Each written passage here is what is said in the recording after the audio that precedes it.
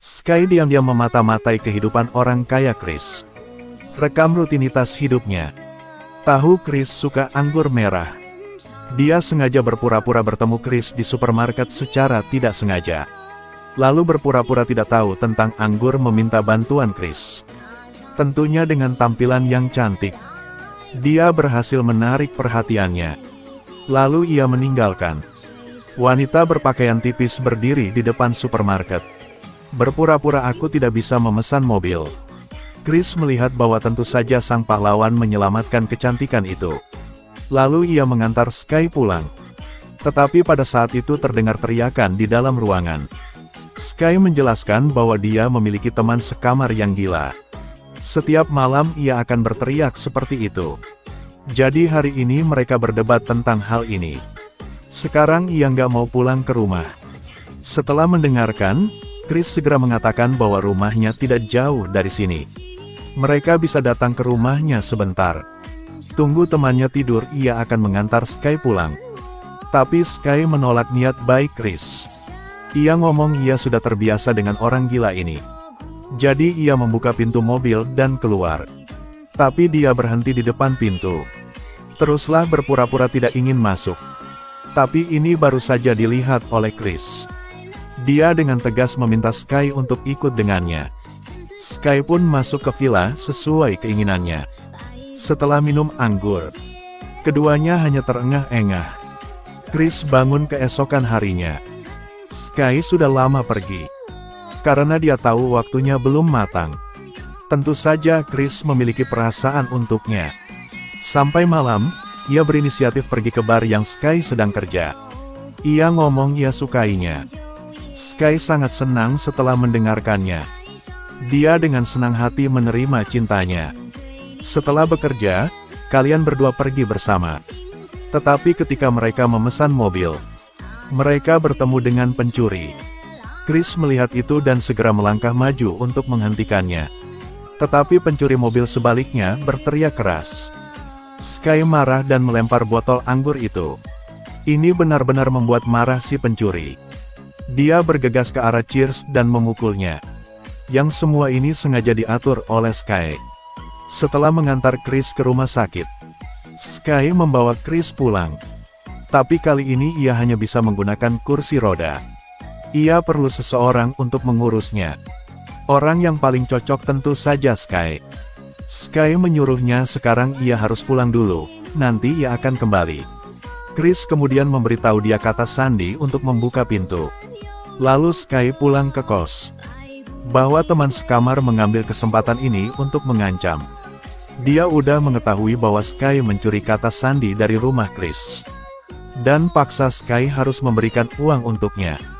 Tak ada cara yang lain. Sky hanya harus menstabilkan semangatmu terlebih dahulu. 1 jam kemudian, Sky menyiapkan barang bawaan dan kembali ke villa. Tidak lama kemudian, pemilik kos datang untuk menagih uang sewa. Tetapi tidak ada yang membuka pintu. Jadi dia membuka pintu dan masuk ke dalam.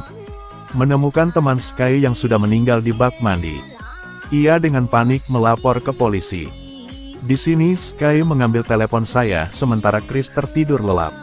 Setelah Chris bangun, ia menemukan HP-nya udah menghilang. Ia juga tak tahu Sky sedang di mana. Ia mencari sekeliling villa. Ia mendengar berita bahwa teman sekamar Sky terbunuh. Sekarang Sky udah kembali. Ternyata dia keluar untuk membeli ayam goreng. Chris memberitahunya bahwa temannya sudah mati. Tapi tak disangka, Sky begitu tenang setelah mendengarkannya. Seolah-olah dia sudah tahu segalanya. Chris takut dengan reaksi Sky. Lalu Sky ngomong dengannya.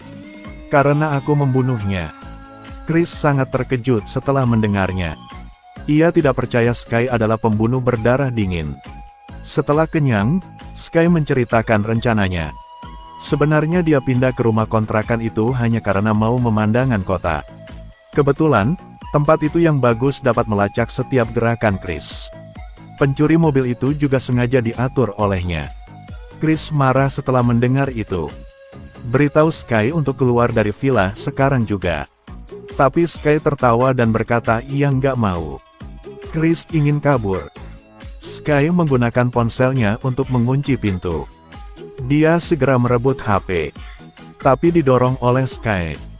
Ketika ia sadar, ia menemukan diri ia terikat di kursi roda. Kemudian Sky pergi untuk melepas masker Chris. Sky memaksanya untuk mengatakan kata sandi kartu bank. Setelah mendengarkannya, dia mulai mengutuk. Melihat Chris tak patuh, Sky mengeluarkan bor, lalu memegang kakinya yang terluka. Tapi ia masih terus memarahinya. Karena ia bertaruh, Sky hanya membuatnya takut. Tapi siapa sangka dia akan berani melakukannya. Dia berteriak kesakitan. Setelah itu, ia harus memberitahu Sky kata sandi bank. Tapi Sky tidak puas dengan jumlah ini. Dia mulai ingin merampok saham Chris. Setelah mengatakan itu, ia melepaskan Chris.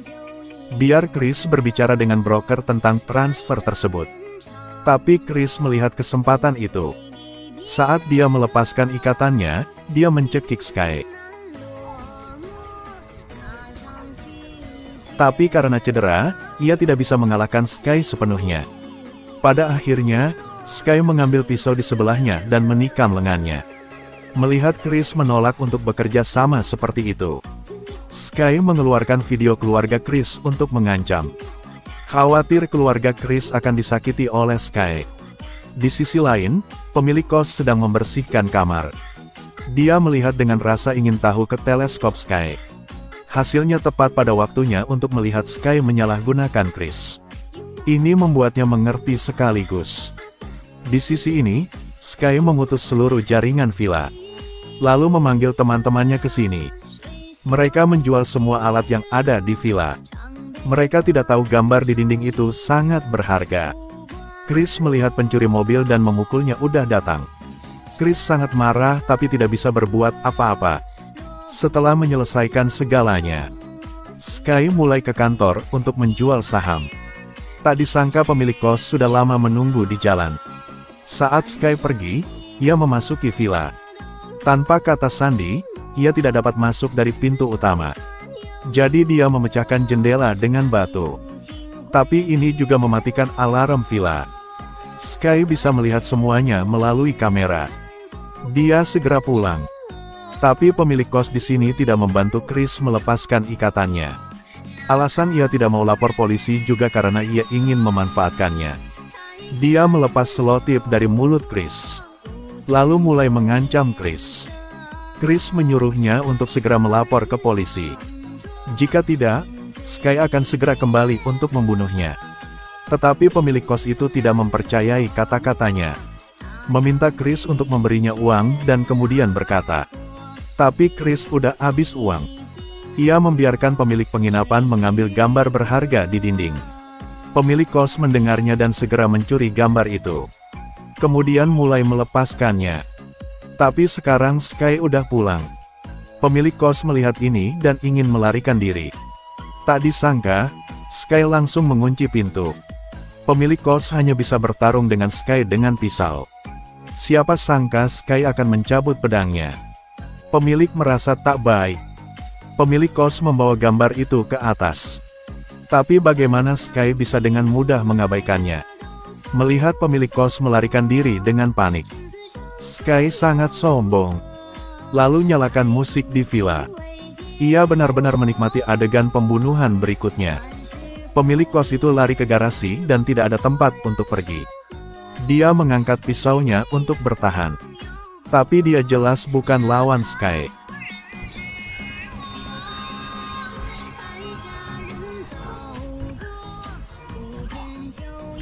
Akhirnya terbunuh secara tidak sengaja oleh Sky. Di sini Chris mengambil kesempatan ini untuk melarikan diri. Dia buru-buru berlari keluar dari villa. Karena tidak punya mobil, jadi ia mencari sepeda motor. Tapi di tengah jalan, ia tersandung batu dan jatuh. Kebetulan, ia jatuh di depan mobil yang bergerak. Untungnya, pria itu menghentikan mobilnya tepat waktu. Dia baru saja keluar dari mobil dan bertanya bagaimana kabar Chris. Lalu membawanya ke mobil. Di tengah jalan, Chris mengatakan seseorang ingin membunuhnya. Dia memohon Sebastian lapor ke polisi. Setelah mendengar ini, Sebastian segera menelepon. Lalu berikan teleponnya kepada Chris agar dia dapat berbicara sendiri. Sementara Chris berbicara terus-menerus. Dia mendapati dirinya dibawa kembali ke villa. Sky sekarang di pintu mengangkat telepon. Lalu dia memukul Chris sampai pingsan. Ternyata Sebastian dan Sky adalah salah rekan. Seperti ini, Sky memiliki asisten yang hebat. Chris juga tahu ia tak bisa kabur. Sampai malam, Sky menanyai Chris. Karena Sky menemukan ikatan di brankas. Diperkirakan bernilai hingga 30 juta dolar. Tetapi brankas membutuhkan sidik jari. Jadi mereka membutuhkan kerjasama dari Chris. Chris nggak mau ke bank bersama mereka. Sekarang pria itu maju. Sky segera memegangi punggungnya. Sebastian mengeluarkan pisau dan memotong jari Chris. Jadi masalah sidik jari terpecahkan. Tetapi keesokan harinya istri dan putri Chris datang berkunjung. Putri berlari langsung ke kamar untuk mencari ayahnya. Tetapi sang istri menemukan sesuatu yang aneh di sini.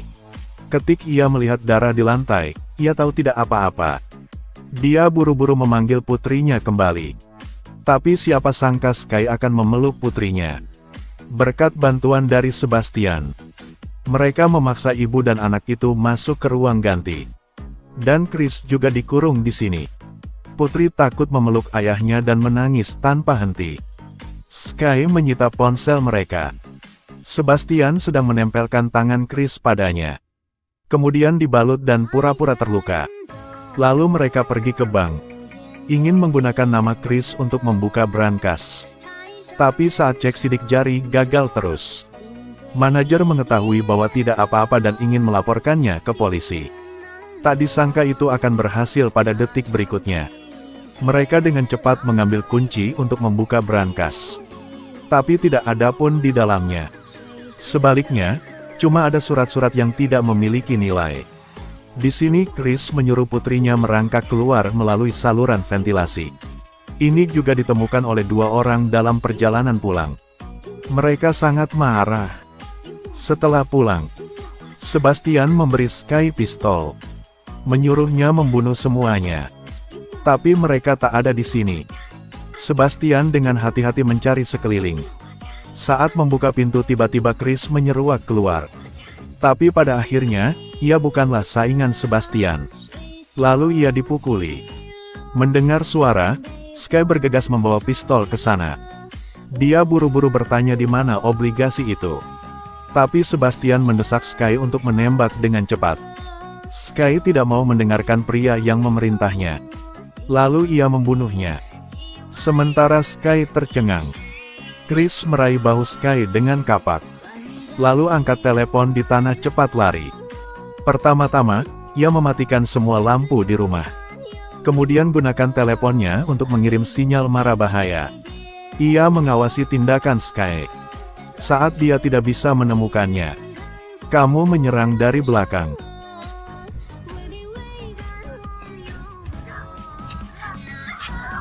Tapi dia sangat lemah sehingga dia bukan lawan Sky. Pada saat bahaya, sang istri tiba-tiba bergegas ke sana. Keduanya bertarung. Tapi sesaat kemudian, Sky mendapatkan kembali keunggulannya. Tepat ketika Sky hendak membunuh pasangan itu, Sky tiba-tiba terkena peluru. Kemudian jatuh ke tanah. Ternyata polisi mengejar ke sana tepat waktu. Pelajaran apa yang didapat setelah menonton film tersebut? Hanya istri dan anak adalah segalanya. Jangan tergoda oleh gadis-gadis cantik.